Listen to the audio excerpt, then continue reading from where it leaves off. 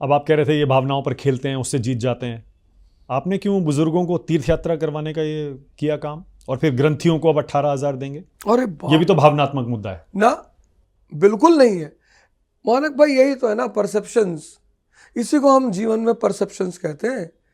जब हम 1920 का असहयोग आंदोलन पढ़ते हैं तो सुमित सरकार कहते हैं कि गांधी जी डर गए, मजदूर किसान खड़े हो गए थे, गांधी जी को डर गए कि नेशनल मूवमेंट उनके हाथ में चला जाएगा। लेकिन विपिन चंद्रा कहते हैं कि गांधी की सूझबूझ थी। इसी को हम जीवन में कहते हैं परसेप्शन। तीर्थ यात्रा कराना एक पुण्य का काम है, पुण्य जिसको हम कहते हैं। और चूंकि और कहाँ किस देश में तीर्थ होता है? यूरोप में होता है, इस देश में होता है। और ये हमारे बुजुर्ग, ये हमारे समाज, ये हमारी जनता, ये टैक्स पेयर्स है। अगर हमने अपने उसके जो टैक्स उसने पे किया है उसके फायदे में उसको थोड़ा सा बोनस दे देते हैं तो क्या गलत करते हैं? बस सवाल ग्रंथी और पुजारियों की। इनका परिवार नहीं है, इनके बच्चे नहीं है, इनका परिवार पुजारियों और ग्रंथियों का कैसे चलता है? मतलब सबसे ज्यादा ये हमारे बारे में, ये एक पुजारी क्या नारा लगवाता है मंदिर में? विश्व का कल्याण हो, प्राणियों में सद्भावना हो। जो आदमी सारे लोगों की कल्याण के लिए प्रार्थना पूजा कर रहा है, अगर सरकार उसके बारे में चिंता कर रही है तो कितनी अच्छी बात है। चलिए मान लिया, क्योंकि राजनीतिक अब नेता तो हो ही गए हैं, हर सवाल का जवाब है आपके कोशिश कर रहे हैं।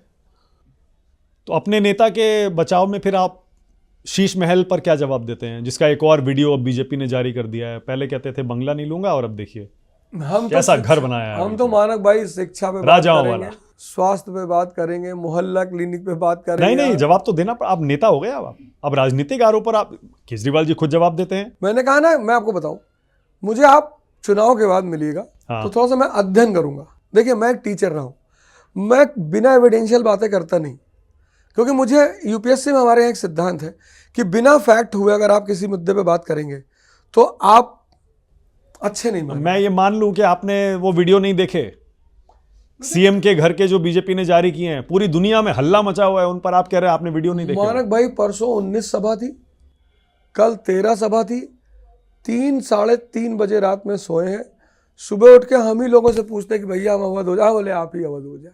ये हालत है मानसिक। अच्छा मैं बड़ी तस्वीर खींच के पूछ लेता हूं, शीश महल पर स्पेसिफिक आप बोलना नहीं चाहते। अरविंद केजरीवाल आए थे आम आदमी पार्टी बनाकर ये कहते हुए कि हम आम आदमी की पॉलिटिक्स करेंगे, हम खास आदमी नहीं बनेंगे, बंगला गाड़ी सिक्योरिटी नहीं लेंगे। आज लेकिन बिल्कुल बाकी पॉलिटिशियंस की तरह अरविंद केजरीवाल भी हो गए हैं। आप इसको कैसे देखते हैं, आम आदमी का पॉलिटिशियन और अब बाकी सारे पॉलिटिशियंस जैसे अरविंद केजरीवाल? आप हमारे साथ एक बार इस पटपटगंज इलाके में टहलिए,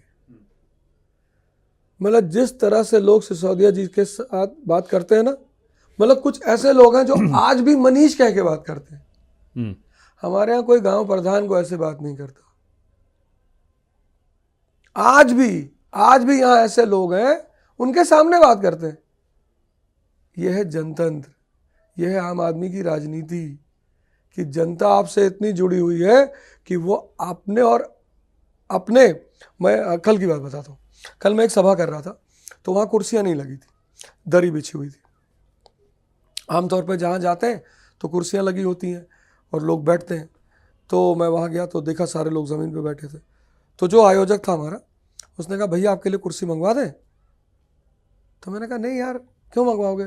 तो हंसने लगा वो।